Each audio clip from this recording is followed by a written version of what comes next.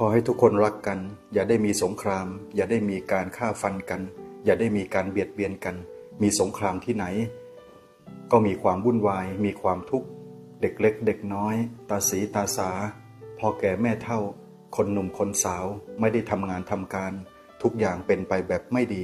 สงครามที่ใดล้วนแต่มีความวิบัติมีภัยที่นั่นขออย่าได้เกิดสงครามขอทุกคนรักกันขอให้ทุกคนเมตตากันขอคุณพระพุทธพระธรรมพระสงฆ์จงสถิตอยู่ในใจของคนที่คิดจะทะเลาะกันขอจงเปลี่ยนจิตเปลี่ยนใจให้เป็นมิตรซึ่งกันและกันรักกันเราทุกคนล้วนมีเกิดแก่เจ็บตายทุกคนล้วนมีทุกข์สุขเหมือนกันขอให้ทุกคนจงรักกันอย่าเกิดสงครามอย่าทะเลาะกัน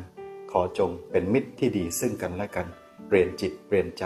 เปลี่ยนชีวิตเปลี่ยนจากทุกข์มาเป็นสุขให้เปลี่ยนใจจากร้ายให้กลายเป็นดีอายุวันโนสุขังพลังเทอญ